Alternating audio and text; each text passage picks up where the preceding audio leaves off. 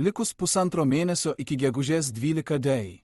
Numatyto pirmojo prezidento rinkimų turo specialioji Seimo komisija baigė darbą su prezidentą ir pagrindinį pretendentą į valstybės vadovo postą Gitaną Nausėdą nuviliančiomis išvadomis. Netikėtai paaiškėjo, kad gėjai. Nausėda visą 5 metų kadenciją sėdėjo prezidento rūmose, būdamas iš esmės nusikaltėlis. Kai Nausėda 2019 metų buvo tik kandidatas į prezidentus, jis įtariamas sąmokslu su valstybės saugumo departamento VST vadovu Dariumi Jauniškiu siekiant neteisėtai susipažinti su valstybės paslaptį sudarančia informacija. Nausėda, kuris tuo metu buvo Lietuvos SEB banko prezidento vyriausiasis patarėjas, tuomet paprašė pagrindinės šalies žvalgybos tarnybos vadovybės patikrinti jo komandos narius dėl minčių grynumo. Tai yra organizuoti banalų jų sekimą, kuris demokratinėje valstybėje be prokuroro leidimo yra šiurkštus įstatymų pažeidimas. O baigiamajame incidento tyrimo specialiosios komisijos darbo etape Gitanas Nausėda neva padarė sunkiausią nusikaltimą, pažeidė konstituciją, pagrindinį valstybės įstatymą.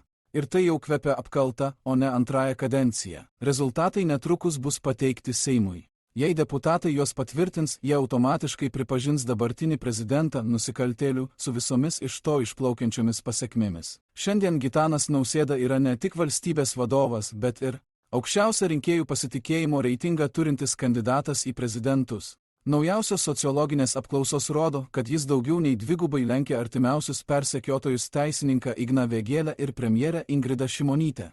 Rinkėjams nedaro įspūdžio net tai, kad Nausėda sovietmečiu buvo komunistų partijos narys. Pripažinę Nausėdą pažeidusių konstituciją, jie gali pradėti valstybės vadovo apkaltos procedūrą.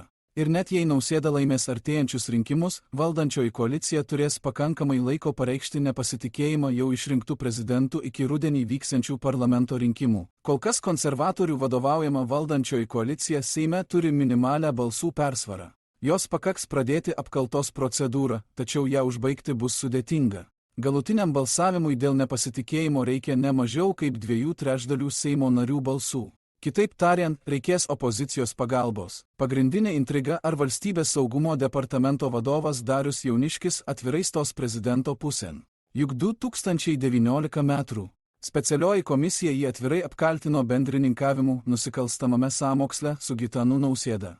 O komisijos išvadų projekte teigiama, kad Jauniškis, duodamas parodymus komisijai, pateikė melagingą, tikrovės netitinkančią informaciją. Beje, jau kitą dieną po preliminarių specialiosios komisijos išvadų konservatoriai pareiškė: matyt, tokia galimybė apkaltos prezidentui egzistuoja.